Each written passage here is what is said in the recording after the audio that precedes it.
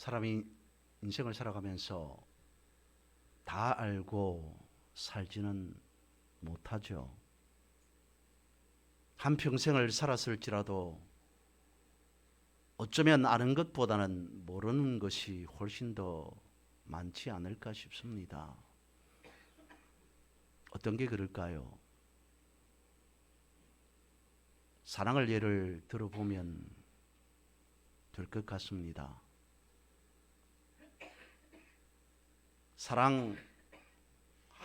사랑해보지 않은 사람, 사랑받고 살아보지 못한 사람은 한 사람도 없을 겁니다. 그러나 사랑에 대해서 한마디로 정의를 내려라 라고 한다면 과연 어떤 사람이 이것이 사랑이다 라고 확실하게 말을 할 수 있을까요? 왜 그렇습니까? 말씀드린 바와 같이 사랑해보지 않았기 때문에, 사랑받지 못하였기 때문에, 아니요, 방대하기 때문에. 내가 어떤 말로 형언할지라도, 사랑을 정리할지라도 그것이 대답이 될 수 없는 이유는 다 표현할 수 없는 것이 사랑이기 때문일까요? 믿음의 눈으로 성도가 생각하는 십자가 또한 그렇지 않을까 싶습니다. 사순절이 되면 해마다 십자가에 대해서 말씀을 듣습니다. 십자가에 대한 생각으로 사순절을 지냅니다. 묵상합니다. 수없이 많은 시간 동안 많은 해를 거듭하면서 십자가 무엇인지 들었고 또 말씀을 통해 보았습니다. 묵상했습니다. 그러면 십자가가 무엇입니까? 라고 묻는다면 여러분, 십자가는 이렇습니다 라고 한마디로 정의 내릴 수 있겠습니까?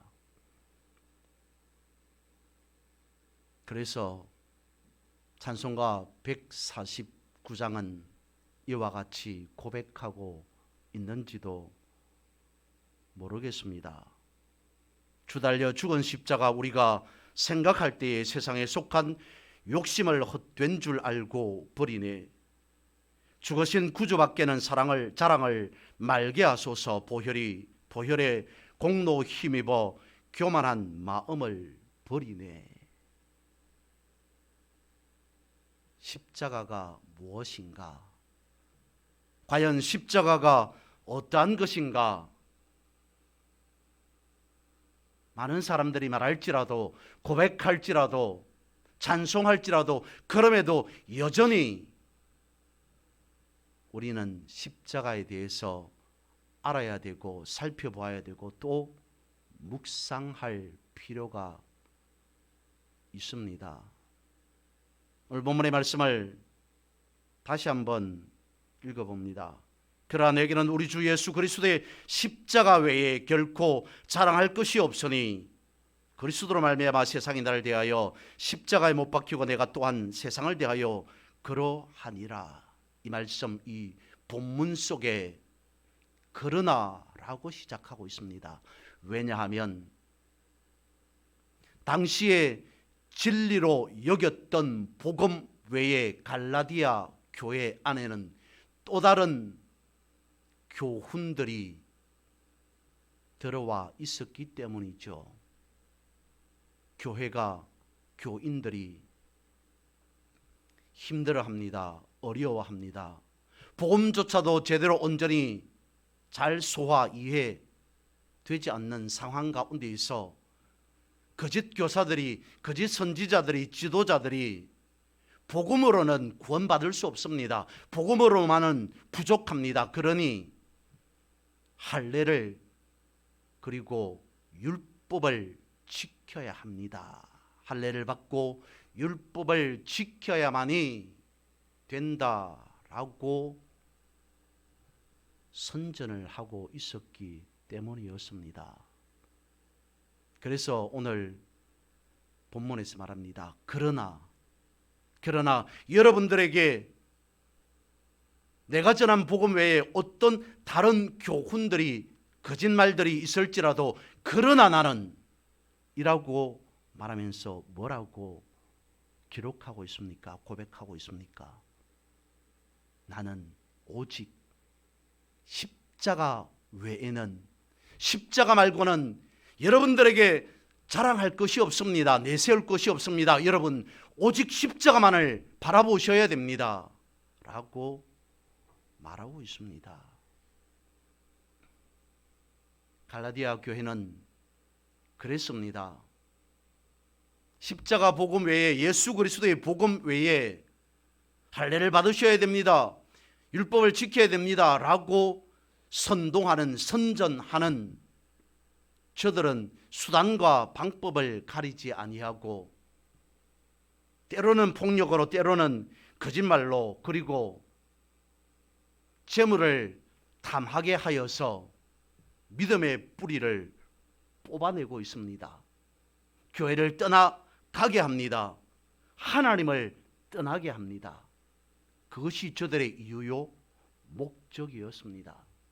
복음이 잘못되었으니 우리의 복음이, 우리가 가지고 있는 복음이, 교훈이 제대로 정확하니 그것에서 살아가십시오 라는 것이 아니라 수단과 방법을 가리지 아니하고 복음 안에서 살지 못하게 하고 온전한 복음에서 떠나도록 만드는 것이 저들의 선동의 유효 목적이었던 겁니다. 그래서 찬송가 149장에서는 고백하고 있는 것일까요?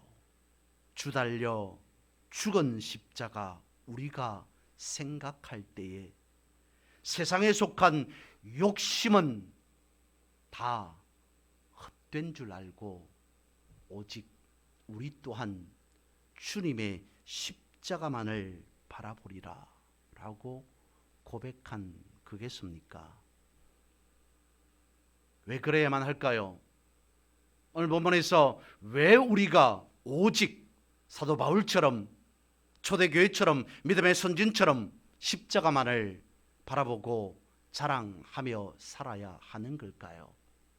세상 사람들과 성도인 우리는, 나는 다르기 때문이죠. 그 다름을 오늘 본문의 앞에 갈라디아서 6장 7절과 8절은 이와 같이 가르쳐주고 있습니다. 스스로 속이지 말라. 하나님은 없인 여김을 받지 아니하시나니 사람이 무엇으로 심든지 그대로 거두리라. 자기의 육체를 위하여 심는 자는 육체로부터 썩어질 것을 거두고 성령을 위하여 심는 자는 성령으로부터 영생을 거두리라. 썩어질 육신적인 것을 위해 살아가지 말고 성령을 통해서 영생을 지향하며 영생을 목적 두고 살아가라. 그러면 영생이라고 하는 열매를 분명히 여러분들도 알게 될 것이다, 맺게 될 것이다 라고 말씀하고 있습니다. 그러면 우리는 생각해야 되겠죠. 어떻게 살아가면, 어떻게 하면 성령을 위하여 심고 영생을 거둘 수 있을까라고 말입니다. 베드로전서 2장 24절은 이같이 말씀하십니다. 친히 나무에 달려 그 몸으로 우리 죄를 담당하셨으니 이는 우리로 죄에 대하여 죽고 의에 대하여 살게 하려 하심이다. 친히 나무에 달려 죽으셔서 죄에 대하여서는 죽으시고 의에 대하여서는 살아나셨다라고 말씀합니다. 무엇일까요?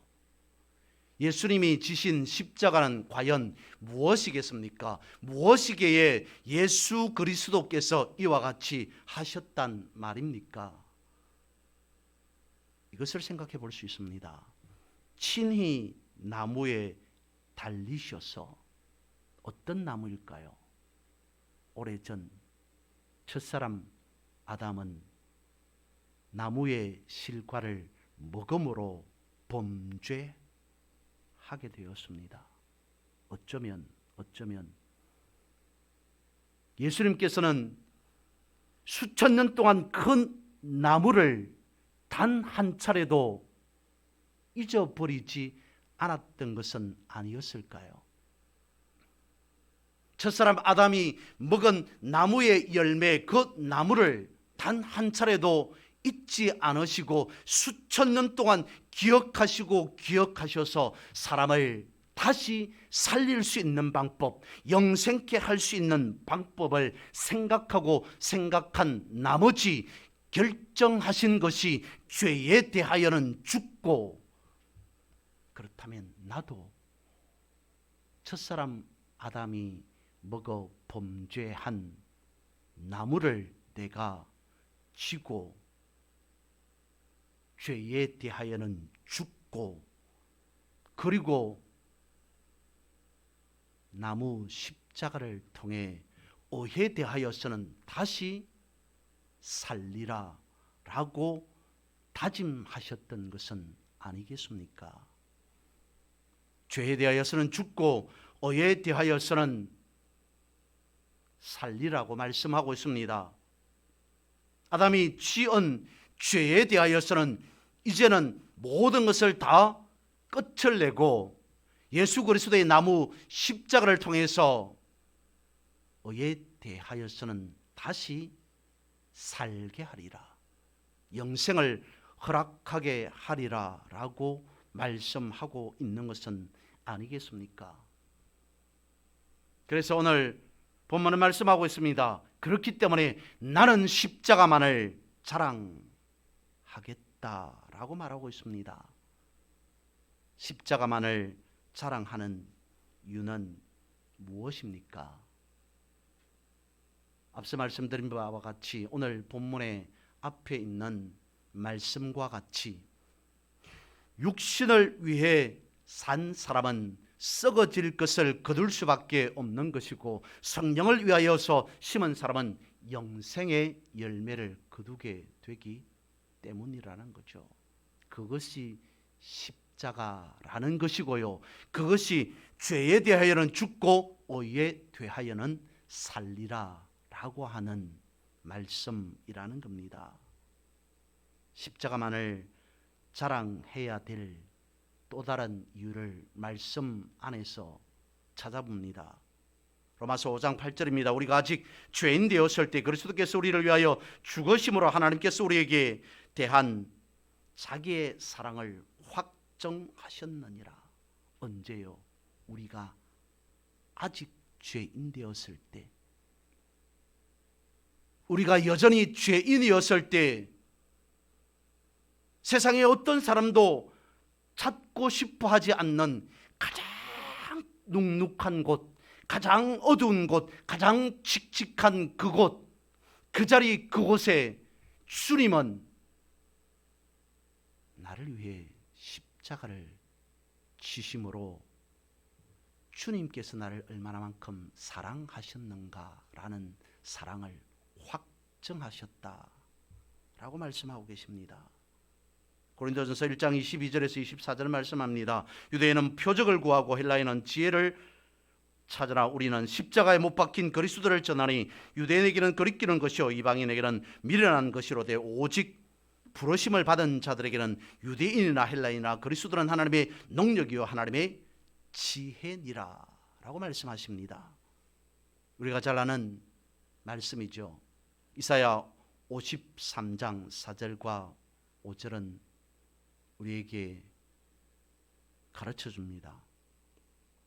그는 실로 우리의 질고를 지고 우리의 슬픔을 당하였거늘 우리는 생각하기를 그는 질병을 받아서 하나님께 맞으며 고난을 당한다 하였노라. 그가 찔림은 우리의 허물 때문이요 그가 상함은 우리의 죄악 때문이라. 그가 징계를 받음으로 우리는 평화를 누리고 그가 채찍에 맞음으로 우리는 나음을 받았도다. 예수 그리스도의 십자가를 우리는 말씀 속에서, 성경 속에서 이와 같이 찾을 수 있습니다. 그러니까 예수 그리스도께서는 십자가를 지시기 위해 이 땅에 오셨습니다. 우리가 십자가를 안다는 것은, 십자가에 대하여서 배운다는 것은, 십자가를 익힌다는 것은 곧 하나님의 뜻을 아는 것이다 라는 겁니다. 그러므로 하나님의 뜻이라고 하는 것은 십자가이기에 십자가는 성령으로 심어서 영생의 열매를 맺게 된다라는 거죠. 그렇습니다. 십자가는 구원의 유일한 방법입니다. 십자가 외에는 다른 것이 있을 수 없습니다. 그럼에도 여전히 우리는 십자가는 참 어렵다라고 여깁니다. 기본적으로 사람은 편한 걸 좋아하게 되죠. 주보에 예화를 십자가에 대하여서 실어 놓았습니다. 어떤 사람이 십자가를 선택하고 싶었습니다. 어떤 것이 나에게 맞는 십자가일까라는 것을 여기저기서 찾아보다가 보기에 좋은 끌리는 금 십자가를 발견합니다. 그걸 들고 살아가자니 너무 무겁습니다. 좋아 보이기는 한데 무거워서 가지고 갈 수가 없습니다. 그렇다면 나에게 맞는 십자가는 어떤 게 있을까? 이런저런 십자가를 살피고다 자신에게 맞는 십자가를 선택했습니다. 하나님께서 말씀하십니다. 내가 지금 선택한 그 십자가는 원래 네가 지니고 다니던 원래 너에게 있는 십자가였다라고 말씀하십니다.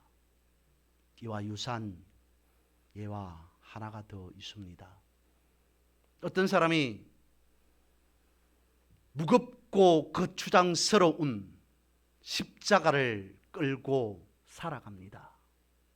불편합니다. 아니, 때로는 고통스럽기까지 합니다. 도대체 내가 왜 이 무거운, 힘들고 어려운, 거추장스러운, 고통스럽기까지 한 십자가를 이렇게까지 끌고 가야 돼, 지고 가야 돼 라는 생각이 듭니다. 원망스러웠겠죠. 불평 또한 나올 수밖에 없겠죠. 그래서 주님께 기도합니다. 주님 보시기에도 제가 너무 거추장스럽고 힘들고 무거운 십자가를 끌고 갈 수밖에 없습니다. 주님 보시기에도 안타깝지 않습니까? 십자가를 조금 작게 해 주십시오. 조금만 더 가볍게 가지고 갈 수 있도록 해 주십시오 라고 부탁합니다. 간청합니다. 주님께서 십자가의 크기를 줄여 주었습니다. 작게 만들었습니다. 그런데도 여전히 가면 갈수록 십자가는 자신의 온 몸을 짓누릅니다. 무겁습니다. 그래서 또 주님께 간청합니다. 작게 해 주십시오. 주님께서 작게 해 주셨습니다. 그렇게 걸어가다가 어떤 큰 강 앞에 이르게 됩니다. 그 강은 다른 강이 아닌 천국으로 건너가는 요단강이었던 겁니다.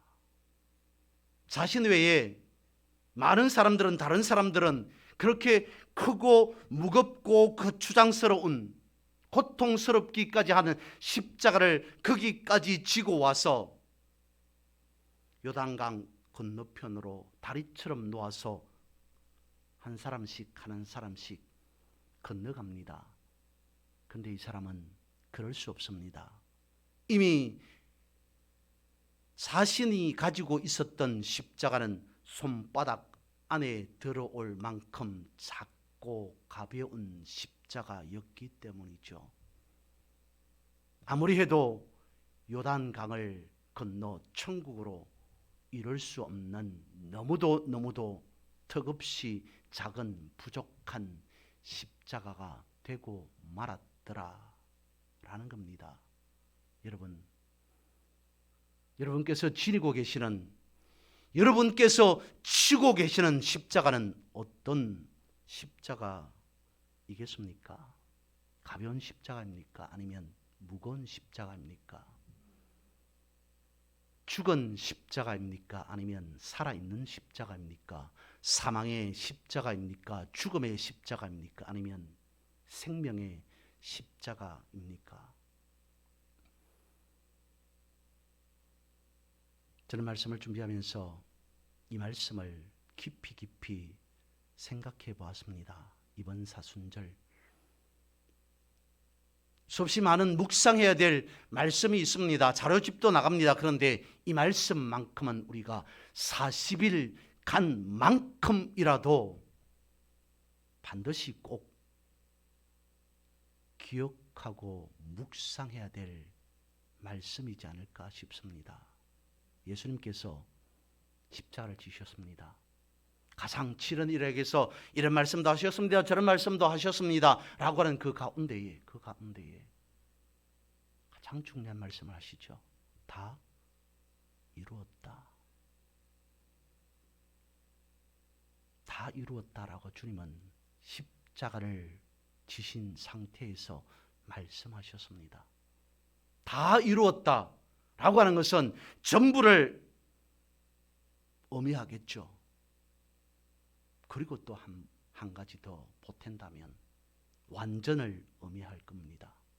어떤 것은 일부분 남겨놓고 부족한 것이 있더라도 라고 하는 것이 아니라 다 이루었다라고 십자가를 지신 상태에서 말씀하셨습니다. 이 말씀만큼은 우리가 이번 사순절 기간 동안 묵상하고 또 묵상해야 될 말씀이지 않을까. 부족한 것이 있을지라도 라고 하셨다면 내가 예수 믿어도 부족한 사람이구나. 내가 기도해도 부족하겠구나. 내가 말씀을 보아도 내가 이런 세상 저런 세상 이런 삶 저런 삶을 살아도 라고 하겠지만 주님께서 십자가를 지시고 말씀하지 않았습니까? 다 이루었다. 그것이 갈라디아서 2장 20절에서는 이와 같이 고백되는 것 같습니다. 내가 그리스도와 함께 십자가에 못 박혔나니 그런즉 이제는 내가 사는 것이 아니요 오직 내 안에 그리스도께서 사시는 것이라. 이제 내가 육체 가운데 사는 것은 나를 사랑하사 나를 위하여 자기 자신을 버리신 하나님의 아들을 믿는 믿음 안에서 사는 것이라. 아멘. 오직이라고 말하고 있습니다. 세상 어떤 사람들이 자신의 어떤 영달을 위해서 영욕을 위해서 살아갈지라도 나는 오직, 나만큼은 오직 십자가에 달려 돌아가신 예수 그리스도 앞에서 내가 사는 것이 아니라 예수 그리스도의 사심되는 그 삶을 살아가리라. 이것이 그냥 말이겠습니까? 초대교회의 엄청나게 많은 핍박 속에서, 영적인 가뭄 속에서 나 한 사람만큼이라도 오아시스가 되리라. 나 한 사람만큼이라도 에덴 동산에서 흘러내려오는 물줄기인 사대의 그 강처럼 믿음의 명맥을, 강물을 이어 살아가리라. 내가 십자가를 통해서 지금 이 시간 당장 꼬꾸라져서 죽는 한이 있을지라도 오직이라고 고백합니다. 믿음에 우리는 어떤 삶을 살아가야 하는 걸까요? 똑같습니다. 굳이 말씀드리지 않아도 삼시세 때 밥 먹어야 하고 건강해야 되고 한 가장으로서 아내로서 근사하게 남들 남부럽지 않게 키워내야 되고, 생각해보면 나에게 주어진 십자가는 너무도 지나치게 많은 것 같습니다. 그래서 때로는 욕심을 내죠. 나도 저 사람만큼은, 아니 나도 저 사람 이상 정도는 되어야 되겠다라는 생각이 듭니다. 육신을 입고 살아가니까요. 다른 사람이 30평 아파트에 산다면 나는 그 사람보다 더 열심히 해서 50평 정도는 살아야 되지. 다른 사람들이 한 달에 100만 원, 200만 원 번다면 나는 그보다 더 열심히 하여서 1000만 원, 2000만 원 벌어야지 라고 하는 생각으로 살아갈 수밖에 없는 것 같습니다. 그러면 성경은 뭐라고 말하고 있다고요? 육체를 위해 심는 자는 썩어질 것을, 성령을 통하여서 심는 자는 영생을 거둔다. 거기에 모든 것을 쏘아 부으면 어떤 결과가 나타나기, 육신을 입고 살아가는데 아무것도 없이 살아도 좋습니다. 아니, 월세방 살아도 됩니다. 단칸방에 살아도, 그것을 말하고 있는 것은 아닙니다. 남들이 30평 살 때 나는 50평 정도는 되어야지 라고 하는 욕심으로 거기에 모든 것을 쏟아 부으면, 남들 100만 원, 100만 원 벌을 때 나는 500만 원, 1000만 원 벌어야지 라고 하는 그 욕심으로 거기에 모든 것을, 내 인생을 다 쏟아 부으면, 그러면 여러분, 내가 50평에 살고 한 달에 500만 원, 1000만 원 버는 것에 인생의 목적, 목표를 두고 살아간다면, 그러면 50평에 살고 한 달에 500만 원, 1000만 원 버는 사람은 아무런 부러운 것이 없겠습니까? 다시 말씀을 드립니다. 예수 그리스도께서는 마국간 말구유에서 나셨습니다. 무슨 말이죠? 인간적으로 바라볼 때는 가장 비천한 비참한 신분으로 나셨다는 겁니다. 그게만 그렇다고요? 아니요. 평생 그렇게 사셨습니다. 가장 낮은 자들과 가장 천한 자들과 가장 없이 살아서 손가락질 받아도 아무런 해가 되지 않는 그런 사람들과 한평생을 이 지상 생애를 사셨습니다. 아무것도 가지지 않은 채요. 머리 둘만한 방 한 칸도 가지지 않은 채. 왜요? 죄가 많아서? 능력이 없어서? 재력이 모자라기 때문에? 아닙니다. 세상의 모든 부귀 영화 쾌락을 다 내려놓고 오직 하나님의 뜻만을 이루기 위해서 그랬습니다. 무엇 때문에요? 굳이 예수님께서 왜 그렇게 사셔야만 했습니까? 나를 위해서요. 나 한 사람 살리기 위해서. 세상의 모든 영들을 내려놓고 집 한 채, 아니 방 한 칸조차도 가지지 않은 채로 지상의 삶을 그렇게 사셨습니다. 그것을 우리에게 보여주셨습니다. 가르쳐 주셨습니다. 그렇다면 우리는 어떻게 해야 됩니까? 눈 뜨자마자 주님 찾아야죠. 일을 하면서도, 밥을 먹으면서도 주님 외쳐야 합니다. 잠을 자면서도 주님이라고 주님을 찾아야 하는 삶, 인생 아닙니까? 그런데 내 모습은 어떻습니까? 주님으로 인해 내가 살았는데, 거듭났는데, 나에게 주어진 성령을 통해서 내가 영생이라고 하는 열매를 취하게 되었는데, 그럼에도 불구하고 내 모습을, 사순절 첫 주일을 맞이한 내 모습을 바라보면 어떻습니까? 생명의 십자가는 외면한 채 세상에서 잘 살면 되지라고 하는 그 생각만으로 살아가고 있지는 않습니까? 주님은 거기는 아니고 여기야 라고 말씀하고 있음에도 불구하고 내 고집대로 살아가고 있지 않습니까? 거기로 가면 안 되고 이쪽으로 가야 돼 라고 말씀하고 계심에도 못 들은 채 하면서 내 고집대로, 내 뜻대로, 내가 생각하는 대로 그렇게 살아가고 있지는 않습니까? 그런데 여러분, 그럼에도 우리가 위로받을 수 있는 것은 아직 죄인 되었을 때 주님께서 나를 위해 채찍에 맞으심으로 창에 찔림으로 나음을 입게 된 연유를 또 다른 찬양에서는 이와 같이 가르쳐 주고 있는 듯합니다. 세상에서 방황할 때 나 주님을 몰랐네. 내 마음대로 고집하며 온갖 죄를 저질렀는데 예수여, 이 죄인도 용서받을 수 있습니까? 용서받을 수 있나요? 벌레만도 못한 내가 용서받을 수 있나요? 3절에서는 고백합니다. 이 죄인의 애통함을 예수께서 들으셨네.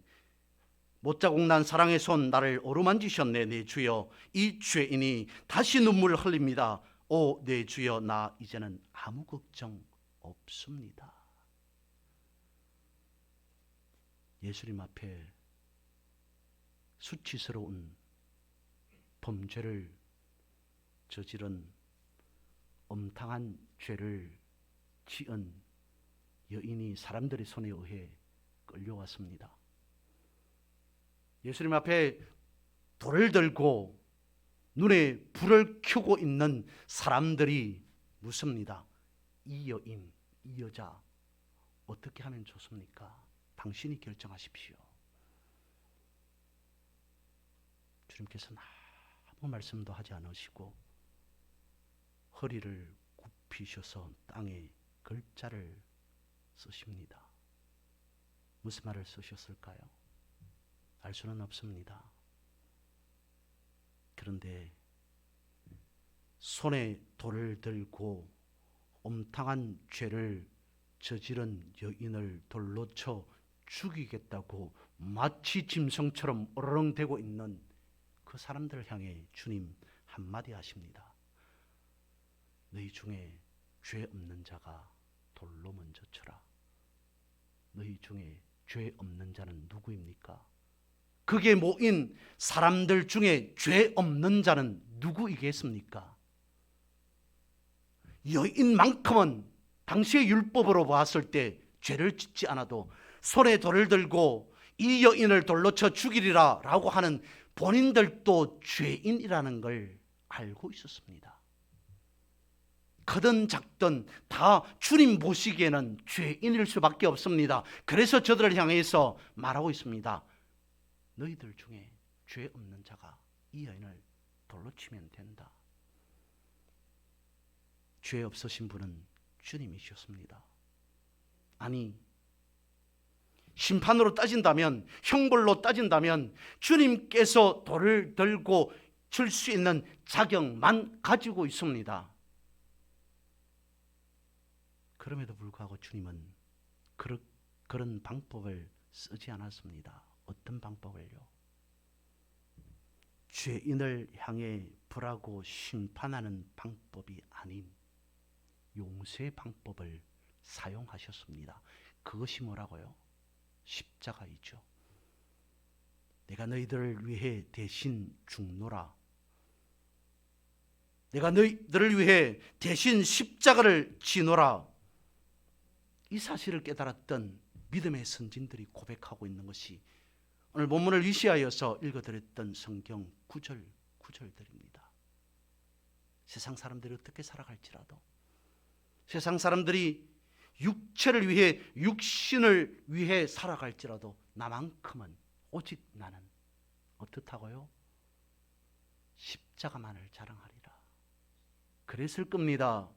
당시의 사람들이 복음 외에 또 다른 교훈을 들고 왔던 사람들이 교회 안에 실세였을 겁니다. 큰 소리치는 사람들이었을 겁니다. 그럼에도 바울 한 사람이 주장하는 것은, 그러나 나는 여러분들이 어떤 길을, 어떤 방법을, 어떤 교훈을 선택할지라도 그러나 나만큼은 십자가만을 붙잡고 십자가만을 바라보고 살아가리라. 이 믿음의 담대함, 이것이 사순절 내내, 아니 여러분의 평생의 신앙 고백이 되어서 진실로 주님께서 십자가에서 다 이루었다라고 말씀하신 그 에센스, 진수, 본질, 그것이 무엇인지를 확실히 목도하는 경험하는 삶이 되시기를 주님의 이름으로 선포합니다.